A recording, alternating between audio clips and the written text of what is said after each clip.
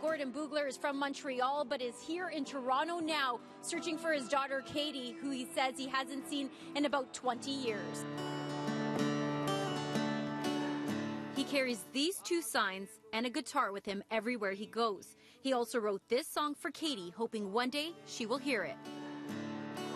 Well, I remember when you came into the world.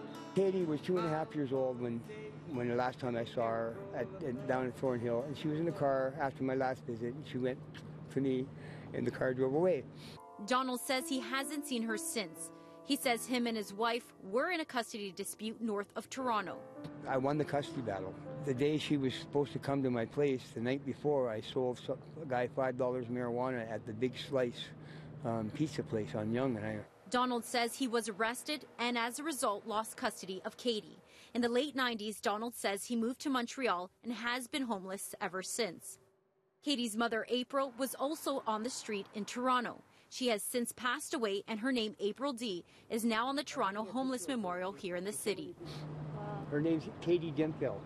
Donald says he knows he messed up in the past, but has never stopped looking for his daughter, Katie. Yeah, her birthday is January 6th.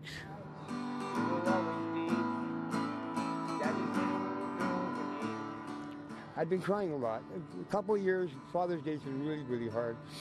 A couple of years in particular, I lost it all day long. I bawled my eyes out. Katie, I love you with all my heart. I'm sorry for what happened. I wish I'd never sold a joint to anyone. I never ever wanted you to be alone.